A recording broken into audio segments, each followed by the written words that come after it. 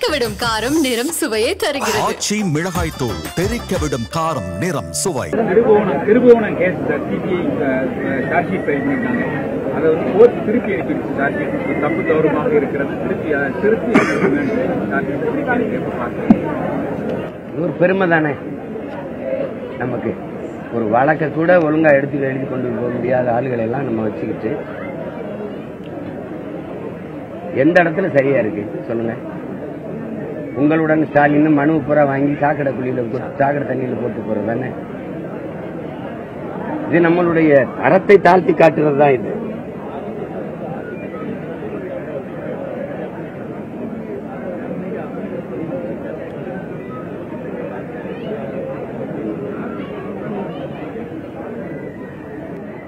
அவர் பேசுறாரு இவர் பேசுறாருன்னா சொல்லிட்டு வேண்டியதில்லை. அவங்க இயக்கிறதா சொல்றாங்க. ஐயா இலக்கணேசன் இறந்ததுக்கு இத்தனை பேர் அந்த கட்சியில் இருக்கும்போது ஆளுநர் இருக்காரு, அவங்கள சார்ந்தவர் எல்முருகன், இதே எல்முருகன் இருக்காரு. அம்மா நிர்மலா சீதாராமன் ஐயா மூப்பனாருக்கு வணக்கம் செலுத்த வந்தாங்க. அவங்க கிட்ட மலர் வளையத்தை கொடுத்து என் சார்பை வைங்கன்னு இருக்கலாம். அந்த கட்சியின் மாநில தலைவர் எங்க மாமா நயனார் நாயகன் இருக்கிறாரு, அவர்கிட்ட கொடுத்து வைக்க சொல்லிருக்கலாம். இவங்க கூட்டணி வச்சிருக்க எதிர்கட்சி தலைவர் ஐயா எடப்பாடி பழனிசாமி கொடுத்து வைக்க சொல்லிருக்கோம். தமிழக முதல்வர் ஐயா ஸ்டாலின் கொடுத்து என் சார்பான வணக்கத்தை நீங்க மலர் வளையத்தை வைத்து இலக்கணேசனுக்கு செலுத்துங்கன்னா ஐயா ஸ்டாலின் கொடுக்க வேண்டிய அவசியம் இல்லை. இதை எப்படி எடுத்துக்கிறது தம்பி அண்ணனை பாருங்க, இதை எப்படி எடுத்துக்கிறது? சரி, எல்லா மாநிலத்திலையும் டாஸ்மார்க் இந்த சாராய எதிர் மேல ரைடு போன இடத்துல எல்லாம் சோதனை போன இடத்துல வழக்கு பதிஞ்சு சிறைபிடிச்சிருக்காங்க. இங்க எத்தனை ரைடு வந்திருக்கு? ஏன் எந்த நடவடிக்கை இல்லை? எல்லார் வீடுகளையும் ஈடி ரைடு போச்சுன்னா ஏன் எந்த நடவடிக்கை இல்லை? ரைடு போனது தெரிஞ்சது, வெளியில வந்ததும் தெரியல, நடவடிக்கையும் தெரியலையே. காரணம் என்ன சொல்லுங்க, நீங்க சொல்லுங்க. இதுல இருந்து என்ன தெரியுது? ரெண்டு பேருமே ஒரே ஆளுக்கு தான்.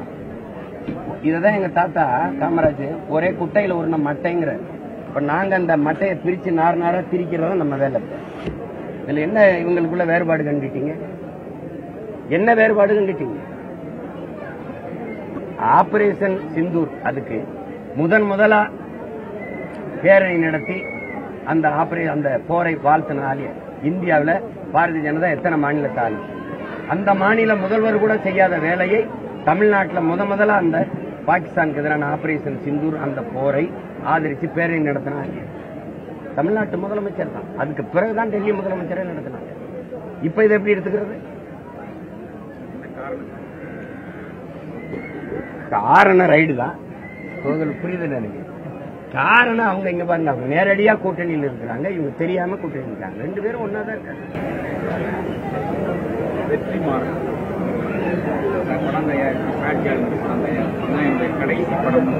பல்வேறு ஏற்கனவே ஒரு தயாரிப்புல தானே தயாரிப்பு தான் கடைசி படம். பல்வேறு ஏகப்பட்ட பிரச்சனைகளை படம் தயாரிப்பு அப்படிங்கிறது பெரிய சவாலான விஷயம். இனிமேல் அதில் இறங்குறது இல்ல. அந்த பிரச்சனையை தம்பி என்னோட விவாதிச்சாரு, நாங்க பேசிக்கிட்டோம். ஒரு கலைஞனுக்கு இவ்வளவு நெருக்கடியை தந்திருக்க வேண்டாம் நான் நினைக்கிறேன். ரெண்டாவது அவர் தயாரிச்ச படங்கள் எல்லாம் நல்ல படங்களா தயாரிச்சு கொண்டு வந்துட்டு இருந்தாரு.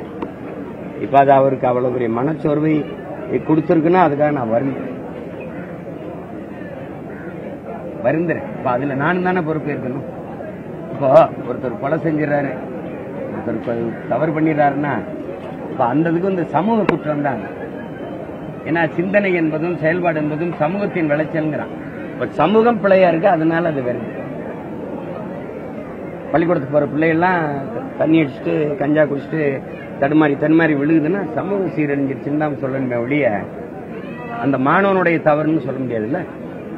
அது மாதிரி தம்பிக்கு அவ்வளவு அழுத்தம் கொடுத்து அதை கைவிடுற அளவுக்கு போகுது அப்படின்னா அது நானும் பொறுப்பேற்கணும், நீங்களும் பொறுப்பேற்கணும். கடைசியாக இந்தியா டுடே நடத்திய கருத்து கணிப்புல ஆளுங்கட்சியினுடைய வாக்கு சதவீதம் குறைஞ்சிருக்கு, எதிர்கட்சியினுடைய கூட்டணி வாக்கு சதவீதம் கூடியிருக்கும். அப்புறம் நீங்கள் உட்பட மற்ற கட்சியோட வாக்கு சதவீதம் கூடுதலாக 15% வரப்போகிற வாய்ப்பு இருக்கு. இந்த கருத்து கணிப்புகளை நான் எப்பவும் நம்புறதில்லை, உங்களுக்கு தெரியும் நினைக்கிறேன். நான் 2016 தேர்தல் அரசியலுக்குள்ள வந்தோம். 10 ஆண்டு நிறைவாக போகுது. 26 10வது ஆண்டுல நிக்கிறோம். எந்த இடத்துலயும் இந்த கருத்து கணிப்புல எனக்கு இவ்வளவு வாக்கு வரும்னு சொன்னதில்லை, நான் வளர்வேன்னு சொன்னதில்லை, நான் போட்டியிடுறேனுங்கிறதையும் சொன்னதில்லை. உங்களுக்கு உண்மையே சொல்றேன், இதுல யாரும் சொல்ல மாட்டாங்க, இப்பவும் சொல்ல மாட்டாங்க, போட்டியிடுறோம்னு சொல்ல மாட்டாங்க. எனக்கு எவ்வளவு வரும்னு நீங்க 4 வரும், 3 வரும், 5 வரும், நான் 8.5 விழுக்காடு தொட்டேன். இப்ப யார் மேல வழக்கு போட்டு பண்ணலாம்? உங்களுக்கு உட்கார்ந்துட்டு ஒரு இடத்துல உட்கார்ந்து இது இப்படி வரும் அப்படி வரும், ஒரே மாதிரி எல்லா தொலைக்காட்சியும் ஒரு கருத்தை பதிவு பண்ணா அது கருத்து. இது ஒண்ணு சொல்லுது, இது ஒண்ணு சொல்லுது, இது ஒண்ணு சொல்லுது, இது ஒண்ணு சொல்லுது, இது ஒண்ணு சொன்னா அவரவர் விருப்பம், அது கருத்து இல்ல. புரியுதா உங்களுக்கு? சுதந்திர போராட்ட தியாகிகளுக்கு வீரவண அது கொடுமையா தான் பாக்குறேன். அதுல இப்ப எங்க தாத்தாவுக்கு முத்துராமலிங்கத்தவருக்கு வரும், இன்னொரு தாத்தா இமானுவேல் சாரனுக்கு வணக்கம் வரும். எங்களுக்கு 144 தடையை போட்டு ஏதோ தேச துரோகிகளை கொண்டாட போற மாதிரி பண்ணுவாங்க. நீங்க எவனுக்கோ சில திறந்தபடி இருக்கும். இந்த நாட்டின் விடுதலைக்காக போராடி சிறையில் இருந்தது, நான் விடுதலை பெற்ற நாட்டிலையும் சிலையா இருக்கும்போதும் சிறையில் இருக்கிறத நீங்க எப்படி பாக்குறீங்க? இருக்கா இல்லையா? இருக்குல்ல.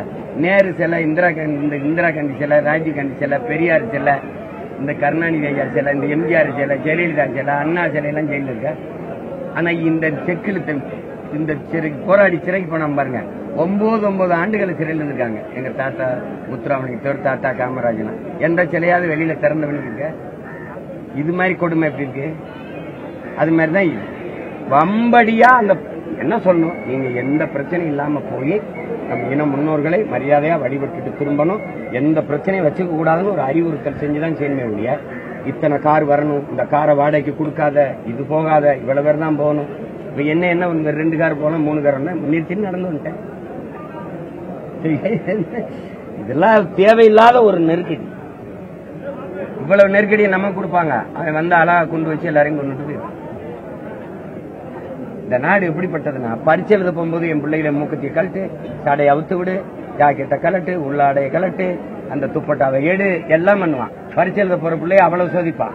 பயணிக்கிற எண்ணெய முன்னாடி காட்டு, பின்னாடி திரும்ப, இதை கலட்டு, பெல்ட்டை கலட்டு, எல்லாம் பண்ணுவான். அந்த பாடியில் வர்றதுல பயங்கரவாதி அவனை ஒன்னும் சோதிக்க மாட்டான், வந்து சுட்டுட்டு அவன் போயிருப்பான். எப்படி இருக்கு?